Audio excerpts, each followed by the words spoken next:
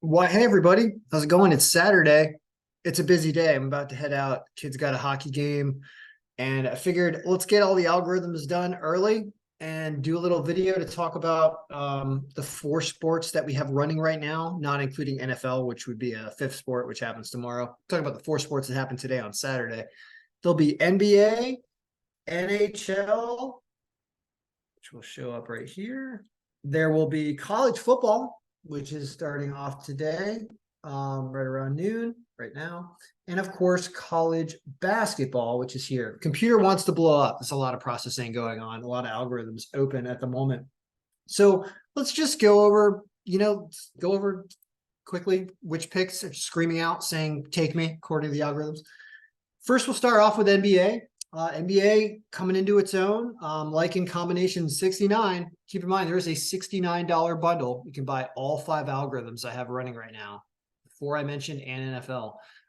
One day purchase, I'll send them to you and you can start updating them yourself in conjunction with a subscription to RotoWire and start to get a look at all this yourself. NBA had a great day on Friday, 9-2. The only thing that loses up here are the Nuggets. Even the Rockets managed to cover all the way down here at the bottom and cover their 7.5 points. So this was a pretty good day. NBA, like most basketball, should work well. They should be the best algorithms. Should be the basketball algorithms. So let's take a look at Saturday's games. I think they're doing this like mid-season tournament still, perhaps. I'm not sure why all the favored teams that we have are away teams. I feel like that might be related to the tournament, but I'm not even sure. So here, one thing that's popping out is we do have one underdog, and it's the Dallas Mavericks over the Milwaukee Bucks, and they are at a stronger health percentage as well. So whoever's out on the Mavericks, not as impactful as whoever's out on the Bucks. You can look at that in the injury report by opening up. Say, all right, who's out, Dallas? Let's sort these guys alphabetically. If they're not already sorted alphabetically, they probably already are. Dallas has somebody out. It's this player, Maxi Kleber. Maxi. And so you get to dig through the injury report there and see if those players are what you think are adding up to what I'm adding them up to here in the algorithm. So it says the Mavericks win this game in an underdog line. That's the one that kind of speaks out. But many of these games will win. I've seen worse lines in NBA before. So even the Timberwolves and the Knicks at these minus 238, minus 270, they're probably going to win, probably go on a parlay or a round robin. Here you have some injuries for the Grizzlies. So this makes this a little bit more suspect because the Grizzlies clearly have some significant injuries that bring them down to only an 83% health.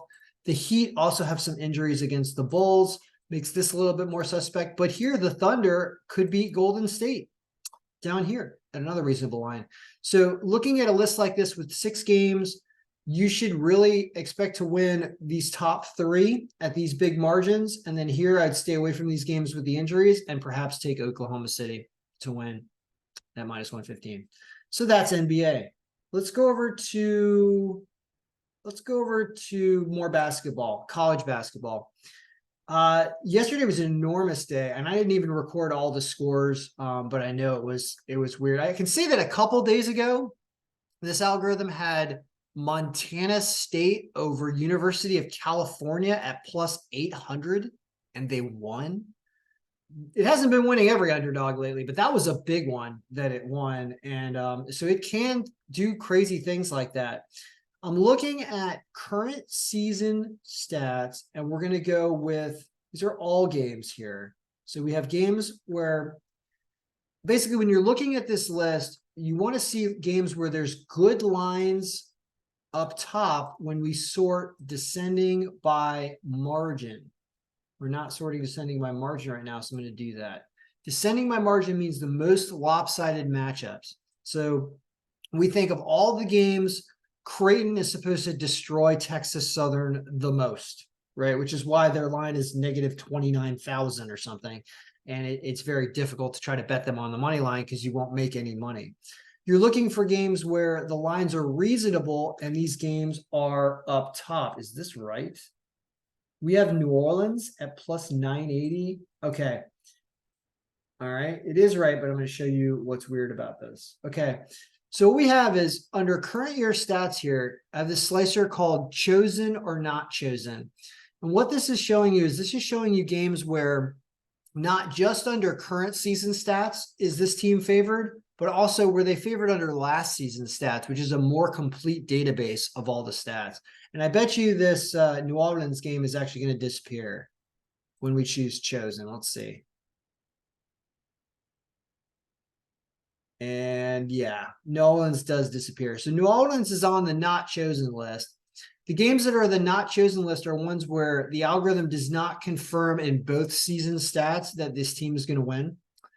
And so these are ones where there's a lot of underdogs on here, obviously, but these are not going to be as reliable because something this season is differing from last season so much that we don't really know how to handle it. I would focus more on the games that are on this chosen list, meaning this is confirmation in both seasons.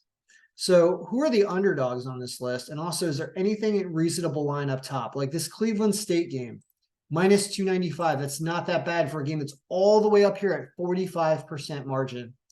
So that's a game that you take on a round robin. Eastern Illinois over Coppin State. It's all the way up here to minus 290. Then you've got these games, some of them on the road, but not all of them. Also, a lot of these are tournament games too. So home and away doesn't really mean as much in many of these games, most of them actually.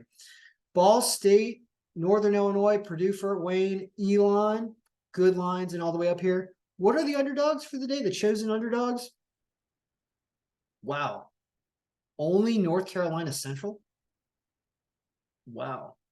At plus 380 with an 11% margin on the road. So North Carolina Central plus 9.5 points is what the algorithm is saying to take NC Central, if that game hasn't already started yet. So obviously a lot to choose from. And it's one of those where I can't do it justice in a video, but I just kind of wanted to explain how to read it. And there's another thing, when I originally went to this file here at the beginning of the video, it wasn't in the order of margin. And I'll tell you why it wasn't in the order of margin is I put it in a different order today just to see how our point projections were going. We have this area over here to the right that talks about over-unders, and it talks about over-under variance from the odds makers, which is this odds over-under differential. And what that's showing is when the algorithm here is giving you a projected score that is the total of the projected score is so far different from what the odds makers are saying is the over-under, that's the difference in this number shows up over here. Like this one's 25 points different, meaning the odds makers have this as 150 point over under. We think there could be 176 points in this game. And we think there's just a ton of points in a game between New Orleans and Loyola. That's, of course, a weird one for some reason. There must have been like a double overtime game or something this season with those teams. That might be why it's doing that. You can also see where it excessively thinks the game is going to be under, like this one. This one, there's an 18-point differential between what the odds makers say at 136 and what the algorithm says, which is 118. And you can see that in the red color of the scoring here. And that's the game between Eastern Illinois and Coppin State. So it's just another thing that this algorithm gives you to try to help you identify optimal picks for the day. If not money line and spread, it also gives you over under potential. So wanted to talk about that because I haven't really been focusing on over unders. Those get a lot better throughout the year as we get more points in here. At the beginning of the year, it is going to be spotty, but it will definitely get better as the year goes on.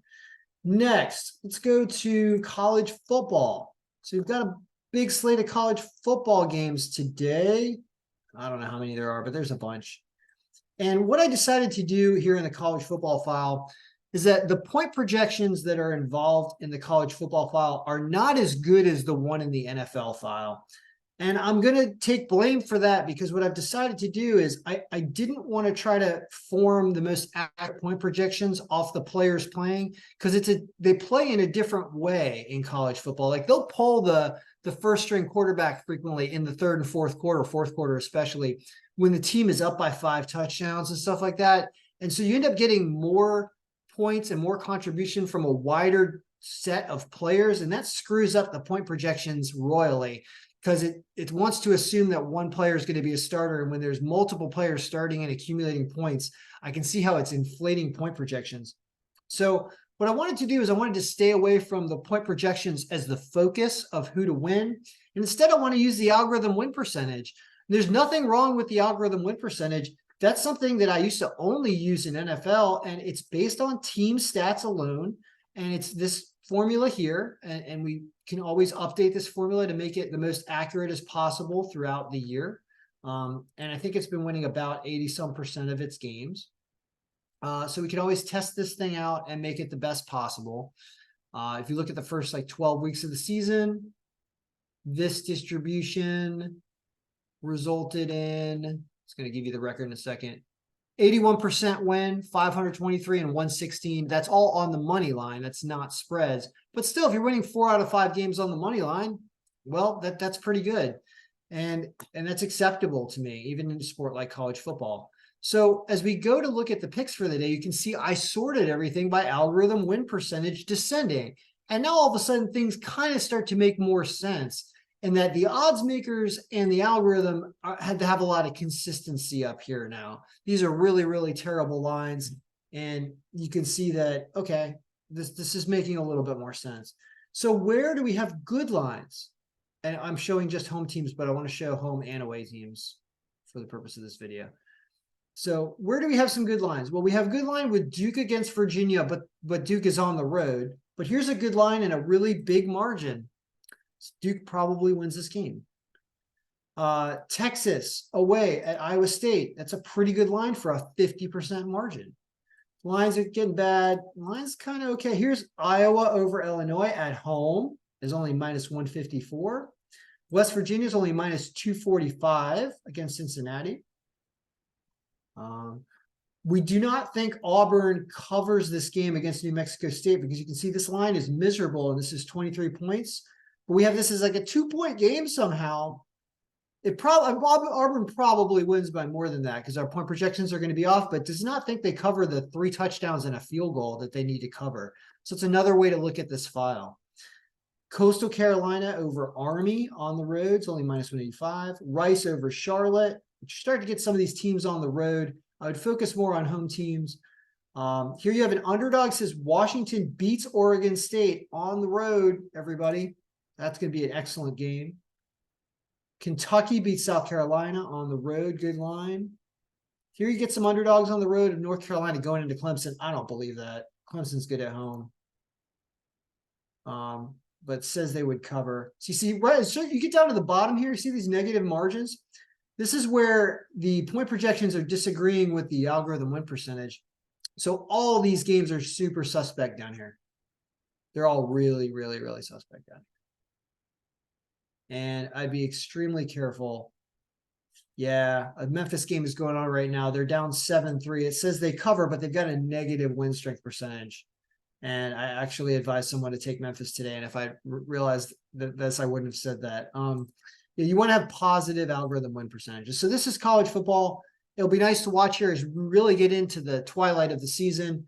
All these algorithms get better the more stats they get. So that will probably be consistent with college football. Even this is the first year that I've carried college football to term for the entire year, because I had not done that before this season. Next. Hockey, toughest sport of all to play. There's a game going on in Sweden right now. And it would have Ottawa barely beating Minnesota. I don't know what the score is, but that game's going on right now. Philip Gustafson only has a 50% goalie rating. Unbelievable. He was an excellent goalie last year. So let's take a look at the rest of the games that are happening later today or very soon today. Vegas, no surprise, beating Philadelphia. Look at the goalie rating here, guys. 2 good goalies. I'll stay away from predicting over-unders in hockey because it's so hard, but it does say Vegas wins the game. Chicago and Nashville. It has Nashville beating Chicago. Why? I'm becoming a fan of Chicago with Bedard. Soderblom going against probably Lankinen. Close game, but says Nashville wins. Edmonton at Tampa Bay. Says Tampa Bay wins this. Johansson against Skinner. Says Tampa Bay, but very close game around that 3-3 range. And it actually flips when you look at Edmonton playing better recently. So watch out. Extremely close game here between Edmonton and Tampa Bay. Montreal and Boston. Says Boston. but never can count out St. Louis. And now it does say Boston now. It says Boston. About 4-2. New York Islanders against Calgary. It says Calgary with Markstrom and net. 3-2. But it gives the edge to the Islanders when it comes to win strength. So another close game. It's a day of close games. Pittsburgh can beat Carolina at an underdog line. Here's the first time you see the underdog line pop up for anybody. So that's Pittsburgh as an underdog. Rangers should beat the Devils. 3-3 again. Well, look at all these close games at 3-3, 3-2. Really close day for NHL. Might be one of those days to bet the draw in like every game and maybe have a bunch of ties. Arizona and Winnipeg. Says Winnipeg, who just came off beating Buffalo last night. Says they came Arizona 5-3. Columbus against the Caps. Lindgren going. Lindgren playing excellent. Look at this wildly low-scoring game. It's saying the Caps don't put up a ton, but they're also not going to let up a ton with Washington. So it's really liking the under there. As much as I don't want to recommend over-unders, it's really saying under. And it's also saying Washington wins this game. Hopefully they will. That game, it's a late game tonight. I guess I could go to that game, but I probably won't. Colorado and Dallas. Oh, man, once again, super close. Ottinger's one of my favorite goaltenders. Has this game. I mean, Colorado can be super explosive. Just wow, just wow. It says Dallas, even though, yeah, it says Dallas. So even though the score doesn't say that here, it says based on streaks and based on adjusted power, it says barely Dallas. And Dallas is favored. Makes me want to take Colorado. Hockey's so tough. Hockey is so difficult. Seattle, Vancouver. Here's where you have the number 2 pick of the day, I guess. Thought it was the number 1. Who's the number 1 pick of the day? Number 1 pick of the day is Washington over Columbus with Lindgren and net. Interesting. At only minus 162, right? That's all that line is? Yeah. Wow. Okay. So home team Washington is the number 1 pick of the day. I should go take my kid to that game after his game today because he's never seen the home team lose. So if we show up at that game, you know the Caps are winning. Vancouver at Seattle is the number 2 pick of the day, but it's the most lopsided when it comes to score and win strength. Says Vancouver's playing excellent hockey. And so that's another big one. And then LA and St. Louis says LA, but it's still close somehow. And then this Minnesota-Ottawa game, which is going on right now. So that's a full day of sports, everybody. If you do one thing, what do you do? I mean, my recommendation is to stick with sports like NBA and college basketball if you want to win a lot. So you're looking at something like these 3 teams maybe on a round robin. It's all just to win. I don't mess with spreads much. In the Mavericks being an underdog line, if you do a straight bet today, it's the Mavericks over the Bucks. And then your college basketball, it was things like taking, Cleveland State to win. We could resort that. I know you saw I talked about it in the video. So full day, if you want copies of those algorithms, you can purchase them for $69 and you get all of them for one day and you can start updating them yourself. As I watch Southern Methodist, just gave up a touchdown to Memphis. And Memphis is now winning that game, according to the point projections down here. College football. And everything that comes out of my mouth, the opposite happens. So I was like, I shouldn't have recommended Memphis. Memphis is now winning in the first quarter. Right here. It's because I took them. I took them plus they were plus 9.5 points. It's like algorithm going to put them on here by point projections and they're home. I was like, I'll take them. So we'll see what happens there. All right. Good luck, everybody. May all of your picks be winning.